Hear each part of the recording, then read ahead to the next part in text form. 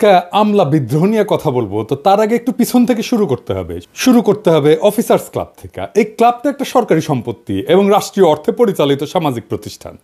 এটা বহু বছর ধরে একটা নির্দিষ্ট গোষ্ঠীর নিয়ন্ত্রণে ছিল, যারা ক্লাবটাকে আওয়ামী লীগের দলীয় আড্ডাখানায় পরিণত করছিল। বিগত 15 বছরে এই সমস্ত কর্মকর্তা শুধু ফ্যাসিবাদ প্রতিষ্ঠার মাধ্যমে নিজেদের অপকর্ম সীমাবদ্ধ রাখেনি, তারা ভয়াবহ দুর্নীতিতে আকণ্ঠ নিমজ্জিত হয়েছিল।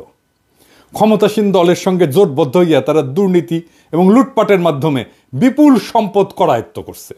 আমলারা মন্ত্রণালয়ের চিফ অ্যাকাউন্টস অফিসার হওয়ার কারণে সকল বড় বড় দুর্নীতিতে তারা বাগাইছে সিংহভাগ অর্থ, এখনও তারা বাগায়।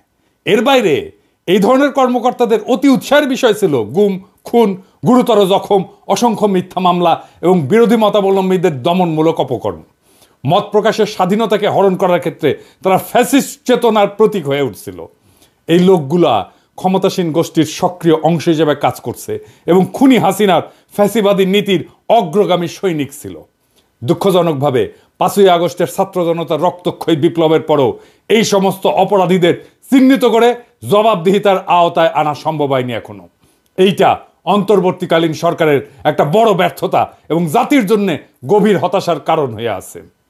5ই আগস্টের পর পদোন্নতি প্রাপ্তিরাই এখন Bangladesh administrative service association BASA এই বাসার নেতৃত্ব দিচ্ছেন। অন্যদিকে বিএনপি অনুসারী পদোন্নতি বঞ্চিত অবসরপ্রাপ্তরা অফিসার্স ক্লাবের নেতৃত্ব দখল করছেন। এই দুই প্রতিষ্ঠান এর সদস্যদের নির্বাচিত প্রতিনিধিরা চালাচ্ছেন জবরদখলকারীরা। সবগুলো আসনে জোর কইরা বসে পড়ছেন। ক্লাব নেতৃত্বের অনুগতরাই এই বাসার নেতৃত্বে সমাসীন হয়েছেন। প্রশাসন ক্যাডার অফিসারদের একটা বহুমুখী সমবায় সমিতি আছে। এই সমিতি আর অফিসার্স ক্লাব এখন পরিচালিত হচ্ছে অভিন্ন ব্যক্তিদের নেতৃত্বে।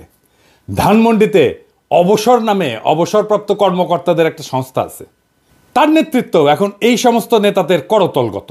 এই দুইটার নেতৃত্বে যারা আছেন তারাও নির্বাচিত না, দখল করছে।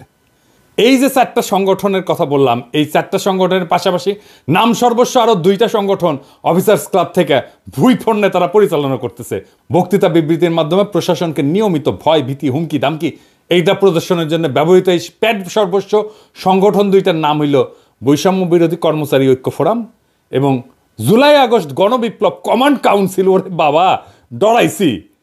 বাস্তবে এই জাতীয় সংগঠনের কোনো অস্তিত্বই নাই। এর চেয়ে বড় জঘন্যতম প্রতারণা এবং জালিয়াতির ঘটনা আর কি হইতে পারে? অথচ প্রতিনিয়ত এই কাজটা করে যাচ্ছে অফিসার ক্লাব দখলকারী এই গং। আর এমনটাই হচ্ছে আজ বাংলাদেশের প্রশাসন ক্যাডারের সর্বোচ্চ পদে পৌঁছানো কিছু অফিসারের প্রকৃত মান এবং আসল চেহারা। 5ই আগস্ট ফ্যাসিবাদী শাসনের অবসানের পর ক্লাবের পরিবেশ উন্নত হবে এবং হারানো ঐতিহ্য ফিরে আসবে বলে আশা করা হয়েছিল, কিন্তু দুর্ভাগ্যজনকভাবে এক গোষ্ঠী থেকে আর এক গোষ্ঠীর দখলে ক্লাবের নেতৃত্ব হস্তান্তরিত হইয়া সেখানে দুর্নীতির নতুন অধ্যায়ের সূচনা হয়েছে। বর্তমানে ABM আব্দুল সাত্তারের নেতৃত্বে ক্লাবটা অনিয়ম এবং বেআইনি কর্মকাণ্ডের কেন্দ্রে পরিণত হয়েছে। জনাব সাত্তার 82 ব্যাচের প্রশাসনিক কর্মকর্তা, যিনি বিএনপি চেয়ারপারসন বেগম খালেদা জিয়ার একান্ত সচিব ছিলেন। সরকারি দায়িত্ব পালনকালে দুর্নীতির অভিযোগের কারণে বিতর্কিত ব্যক্তি।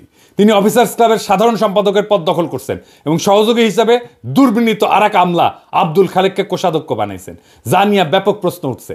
বিশেষ করে ক্লাবের জন্য 400 কোটি টাকার নির্মীয়মান নতুন ভবন প্রকল্পকে কেন্দ্র করিয়া তাদের তৎপরতা ব্যাপক সন্দেহের সৃষ্টি করছে।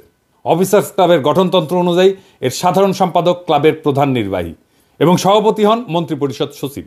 কিন্তু বর্তমানে ক্লাব দখল করে গঠনতন্ত্রের লঙ্ঘনের মাধ্যমে 2 বছর মেয়াদে একটা অস্থায়ী কমিটি গঠন করা হয়েছে। এহেন পরিস্থিতিতে সাত্তার খালেক গংদের সাথে মন্ত্রিপরিষদ সচিব শেখ আব্দুর রশিদ এবং প্রধান উপদেষ্টার মুখ্য সচিব সিরাজউদ্দিন সাথীর মতো খ্যাতিমান, সজ্জন এবং শ্রদ্ধাভাজন অফিসাররা কিভাবে সংযুক্ত থাকেন এটা আমাদের বোধগম্য না। বিশেষ করে সাথী ভাইয়ের সংযুক্তি, এটা আমাকে বিস্মিত করছে, বিহ্বল করছে।